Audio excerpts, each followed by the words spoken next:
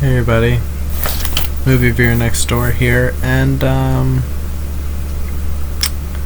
you saw the name of the movie in the title. You've probably seen the short review by now, but I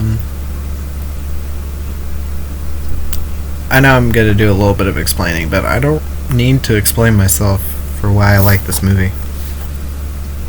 And I think a lot of people have been unfairly harsh to it. A lot of people probably forgot this even existed. Fair. Tons of movies come out every year. But I think people should give this one another chance. Or at least I think it deserves another chance. But today I'm talking about Max Payne from 2008.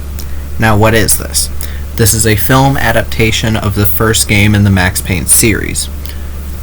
Now, as someone who plays video games, yes, I love the Max Payne series. I'd probably say either 2 or 3 is my favorite, just because I think they fixed up the gameplay issues that I had with the first one, especially the nightmare sequences. I wasn't a big fan of those, and the unskippable cutscenes that went on super long. Unskippable after the first time I played them when I experienced the story. I kind of just want to get into the gameplay, because the gameplay in the second and third ones are fantastic. In the first game, it's still fun. I do think the second and third improved on it, though, because I consistently play the second and third ones. I have over 100 hours probably over 200 hours by now in the second game. And I only have like 60 in the first game, so that tells you how much I like the second one more. But yeah, I am coming at this as a fan of the game. Now, do I think this is a perfect adaptation? No. I do think that it misses a lot of subplots that I think would have made this more interesting, and I do think certain characters should have been given more screen time that were in the games. Pretty much every character that is in this film was in the game, and is portrayed faithfully here. And I mean that wholeheartedly. I do really like this film. As a crime thriller, as a video game adaptation, I think it is one of the better ones. Excuse me.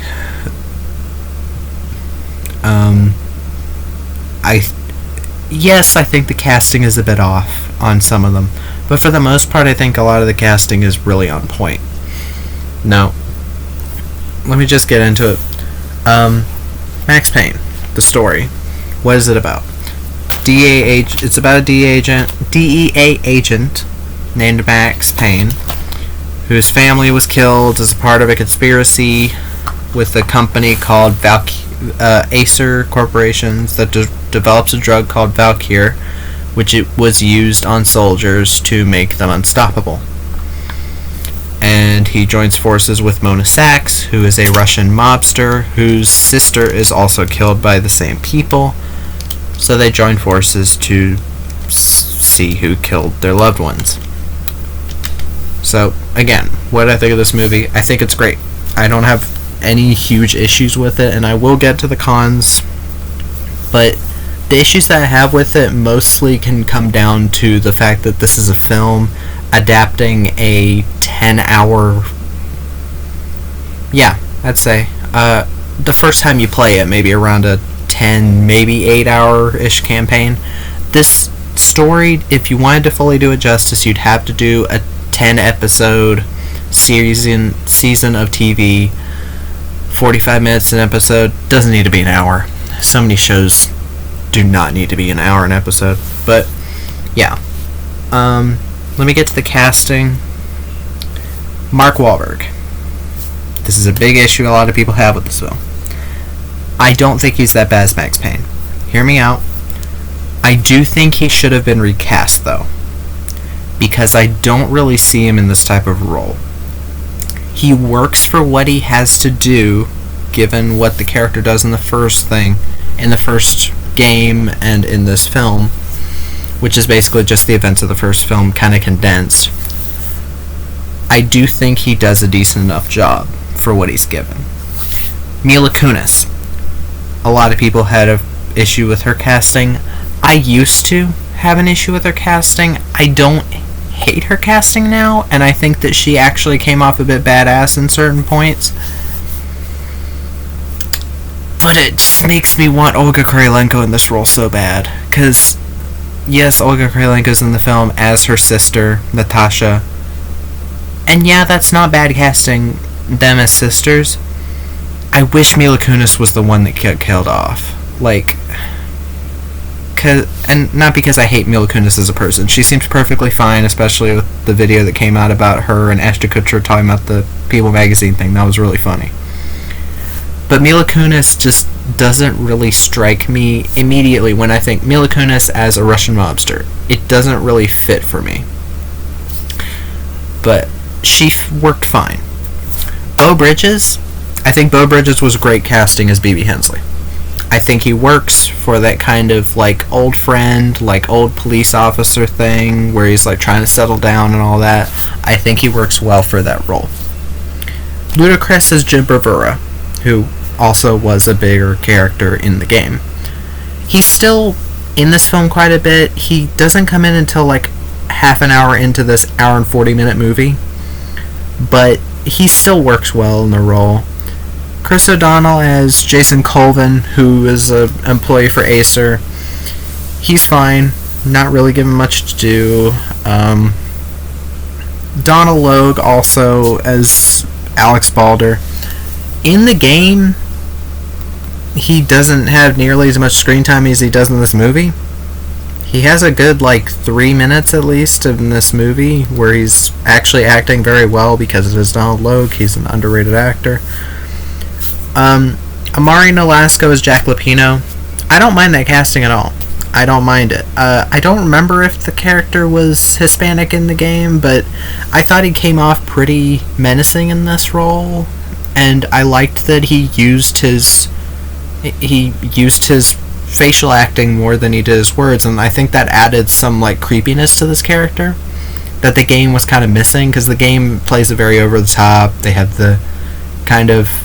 they didn't have professional voice actors on the first game, so I do think this is an upgrade. Kate Burton is Nicole Hearn. I do think she looks a lot like the character did in the game. I think that's really good casting. Kate Burton is an actress. She's on Grey's Anatomy. She's on Scandal. She was in the Martyrs remake, which I remember liking more than the original. I know, sue me, kill me, whatever. I hate the ending of the original Martyrs. But I think Kate Burton, she is one of the characters that I think should have had more screen time because she was a bit more integral to the plot in the original game. Olga Kurylenko, that's who I'm going to end it off on, is Natasha. She's fine for what she has to do. I do love Olga Kurylenko, but I do wish she would have played Mona Sachs, because I think she could have killed that character, especially given that she was in Assassin Next Door around the same time. And this was also around the time of Quantum of Solace, which I do think she's one of the more underrated Bond girls because she is a bit of a different one. But yeah. Let me just start off by saying, yes, as an adaptation of the game, I think this does it pretty well. Now, yeah, it's not amazingly accurate. Well, no, that's not what I meant to say. Forget what I said. It is well done and accurate to the game, for the most part. There are problems people have had with the plot, especially with... There's no pictures on here of it. But whenever people use Valkyr, the drug in it, and they're getting the bad effects, they usually see demons with big black demons with wings that attack them. Now, there have been a lot of people in the reviews that are like, did the people who made this even play the game? We already know Mark Wahlberg didn't play the game. First of all, actors do not need to play a video game that they're going to do an adaptation of to know how to do it. They can watch the cutscenes and understand the character. 2. The equivalent of that for a TV show would be that you have to be in an episode of the TV show in order to understand the characters' Colin Farrell and Jamie Foxx weren't in Miami Vice, and they were in the Miami Vice movie. No one bitched about that, because it's Michael Mann, and people love Michael Mann movies. But, like, in this film, I don't remember exactly in the game if that was a thing, the whole hallucinations thing. I do remember there were characters, like, freaking out. The, like, junkie characters. They wouldn't attack you, they'd more just freak out. And if you attacked them, they'd attack back. For the most part. Now, I think it was only hinted at that they were seeing, like, weird visions. But in this movie, the visions didn't really annoy me.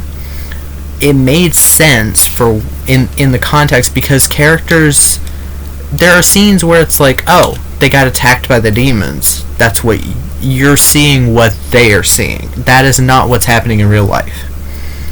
The junkie near the beginning of the film that Max is like, oh, the watch, this is your watch. He's looking for information about the killing of his wife, and the one guy gets run over by a train because he's, like, running away from the demons. The train is what killed him, not the demons. He had hallucinations, and the train just happened to kill him. Natasha. It's not a spoiler that Natasha dies. You can see it coming from a mile away, and if you play the games, you know that Natasha dies. You see her, like, crawling away from the demons, and then it cuts away. But beforehand, you see Jack Lapino at the top of a building with a dagger. And the police later say that she was stabbed. So it makes sense that he went down there and stabbed her. Like, I don't know how it's that hard for people to see it. The only one that I could think of is the one character that's like a drug dealer that gets, like, pulled out of a window. But you can also see that as kind of a dream sequence type of thing, because this film does have a very interesting visual style, and I'll get to that. But the way he's pulled out more feels like angels, like, pulling them out, and, like, or, like, demons, whatever, pulling him out, and then he falls on the car, which ends up killing him. So, yeah, like, I know there's been a lot of people who are, like, not fans of that. I had no issue with it, and I found those sequences actually pretty creepy and unnerving. Now, let me just get to the good of the film. Now, again, Beau Bridges as B.B. Hensley. Perfectly good casting. Donald Logue as Alex. Amari Nolasco as Jack Lapino. Kate Burton as Nicole Horn. Great casting. I do wish the characters had more to do, or got to do as much as they did in the game for the most part, except for Alex. Alex kind of just shows up in the game and just to get shot, and it's more insinuated that him and Max were partners. But, yeah. And the way he dies is different in the movie. In the game, Alex is shot in the subway after Max blows open the door, and he's like, what's happening, Max? And then he gets shot just as he's about to give Max the information. In the film, this is only one of the few major changes. Alex says, I'll come to your house, and then Max shows up there a bit too late, just like he did with his wife, and that does kind of take a toll on him a bit, because he was trying to give him information. But the reason he was going there was the exact same. But yeah, the visual style. The visual style of this film is very nice. There's a lot of very nice cinematography. Let me see who the cinematographer was. Jonathan Sela. Jonathan Sela. Let me see what else he's shot. Oh shit.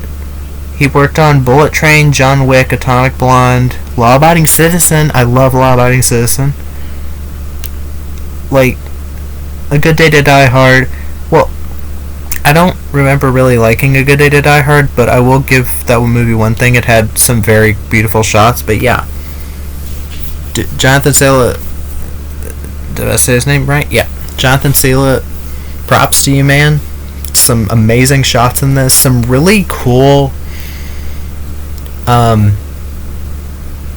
well, tracking shots and like overhead shots. There was a really cool shot of Max at the beginning, like drowning, and then you see like the dead bodies show up, and it's I just love the cinematography in this film.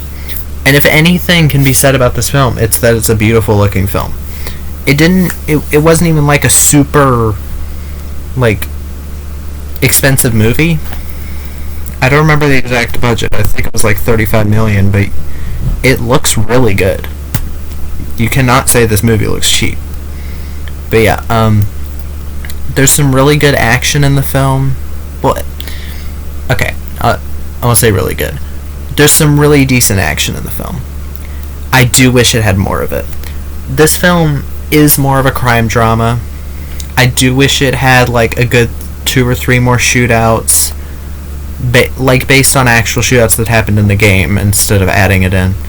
Because whenever the shootouts do happen, they are at parts of the game, but the game was mostly action.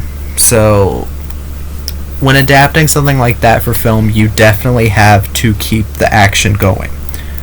But the action that is here is very well done. There are some really nice slow-mo shots. There's a shot where Max like has the gun like this behind him, and he's like falling backwards, and it's really slow, and then you see like the bullets from the other guy hitting the Valkyrie, and he's like shooting it behind him. It's a really cool shot. There's a really cool shot at the end where you see like the camera go like the camera goes like this, and then you see like the slide go back, and then it shoots it. There's some really nice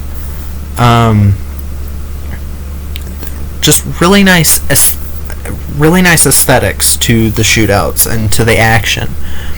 Oh, and like my favorite bit of the action was with the when Max finds Jason Colvin and the papers that were talking about what Michelle was doing at Acer, because she used to work at Acer with Nicole Horn, and that there's a really cool gunfight, like very well done. Like if that scene was throughout the movie, this would be an easy 10 out of 10, because I already got sucked into the story because I'm in love with the games, and I love that they tried to do it justice as a film. And I love giving chances to these films, because I discover that films like this aren't as bad as people say. This has a 2 out of 5 on Letterboxd. It has a lower rating than so many awful films.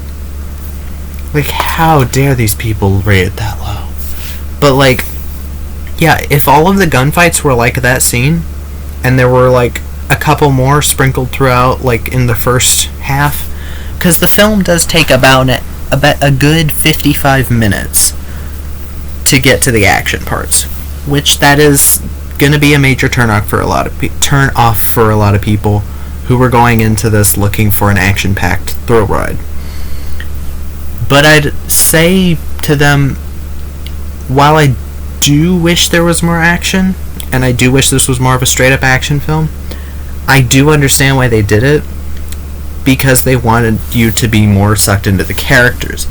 Now, if they had made it like 2 hours long or something, and they added a couple more gunfights, I'd be perfectly fine with it, because I never got bored with this film. The dialogue scenes are well shot, they're well directed, and for the most part well acted.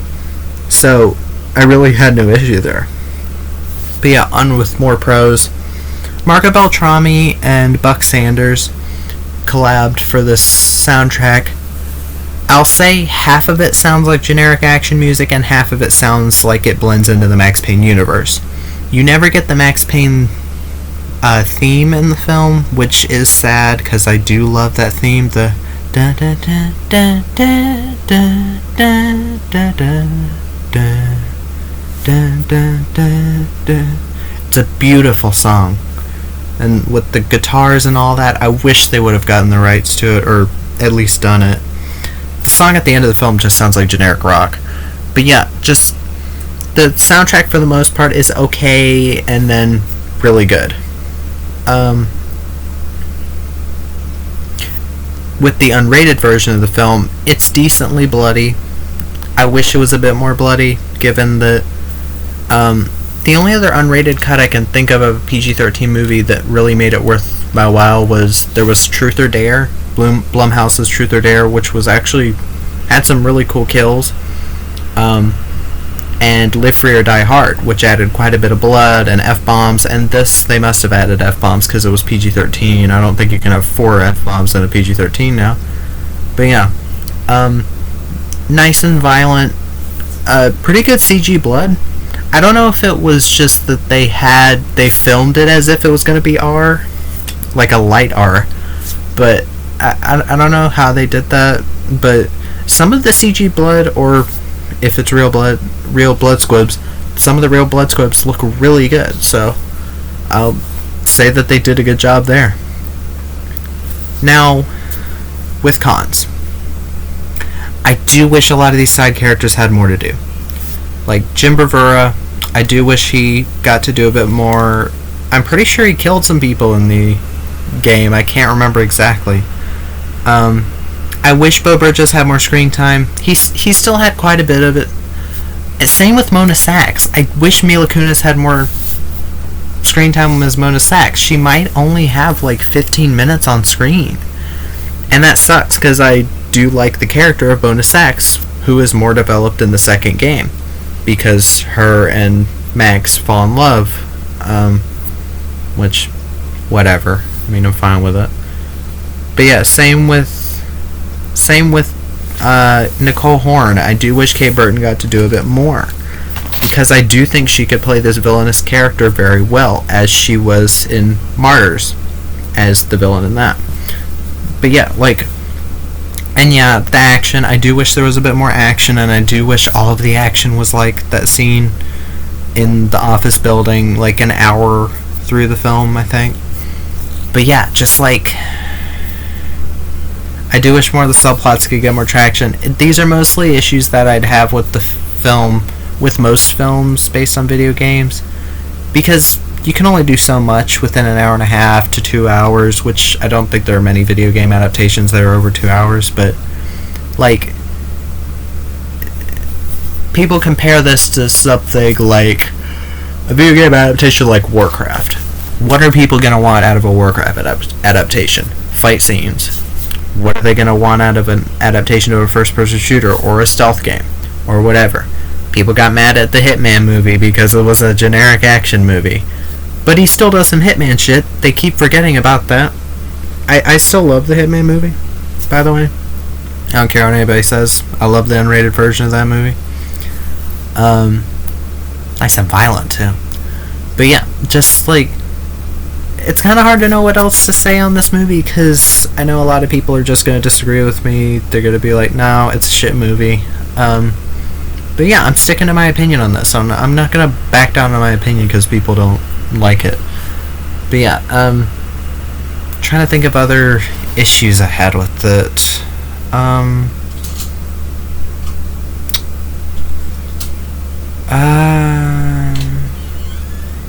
Well, I do wish that the Max Payne theme was in the film, because I do love the Max Payne theme. It would have been cool if they just ripped the soundtrack from the games and did them with a 50-piece orchestra or something, because they had the budget too. So I don't know.